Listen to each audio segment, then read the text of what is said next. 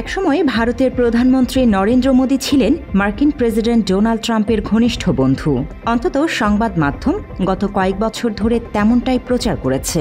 মোদী ট্রাম্পের সম্পর্কের কারণে বাংলাদেশে কার্যত নিষিদ্ধ আওয়ামী লীগের নেতাকর্মীরাও আমেরিকার প্রেসিডেন্টের পক্ষে দেশের রাস্তায় মিছিল বের করে। আশা ছিল পতিত পলাতক শেখ হাসিনাকে ট্রাম্পই আবার ক্ষমতার মসনদে বসাতে পারবেন।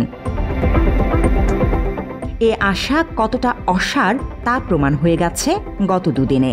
বিশ্বের অন্যতম সর্বোচ্চ পারস্পরিক শুল্ক ভারতের ওপরই বসিয়েছেন ট্রাম্প।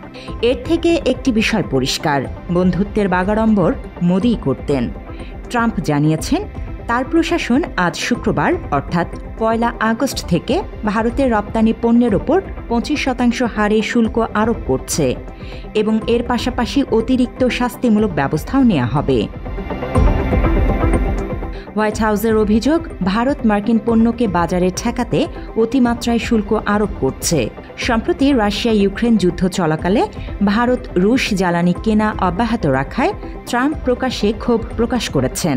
ট্রাম্প তার নিজস্ব সামাজিক প্ল্যাটফর্ম ট্রুথ সোশ্যালে জানান, ভারতের শুল্ক বিশ্বে অন্যতম সর্বোচ্চ। জবাবে ভারত সরকার জানিয়েছে তারা ট্রাম্পের বক্তব্য লক্ষ্য করেছে এবং এর প্রভাব মূল্যায়ন করবে। এ হার ইউরোপীয় ইউনিয়ন ও জাপানের ওপর আরোপিত 15% শুল্কের চেয়ে বেশি। তবে গত মে মাসে চীনের ওপর আরোপিত 30% শুল্কের চেয়ে কিছুটা কম। এ শুল্ক ভারতের সঙ্গে চলমান বাণিজ্য আলোচনা আরও জটিল করে তুলতে পারে। একাধিক দফা আলোচনার মধ্য দিয়ে উভয় পক্ষ একটি চুক্তিতে পৌঁছানোর চেষ্টা করছে। মাত্র 30% টাকায় জমির মালিক হয়ে নতুন বাংলাদেশের গড়ে তোলার স্বপ্ন দেখা বাংলা বসতি। যুক্তরাষ্ট্রের 12তম বৃহৎ বাণিজ্য অংশীদার ভারত। সাম্প্রতিক বছরগুলোতে চীন থেকে উৎপাদন সরিয়ে নেয়া অনেক কোম্পানির নতুন গন্তব্য হয়েছে দেশটি।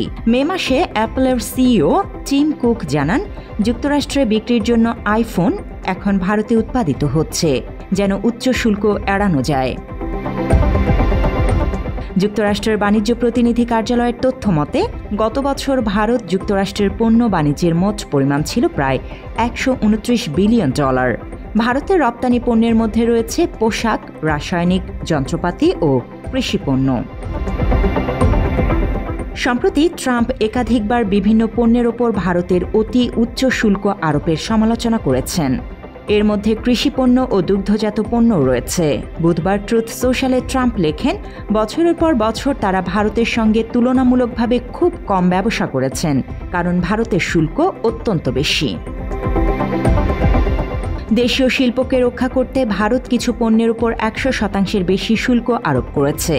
ওটিআরের হিসেব অনুযায়ী 2024 সালে যুক্তরাষ্ট্র ভারতের সঙ্গে পণ্য বাণিজ্যে প্রায় $45 বিলিয়ন ঘাটতি দেখেছে।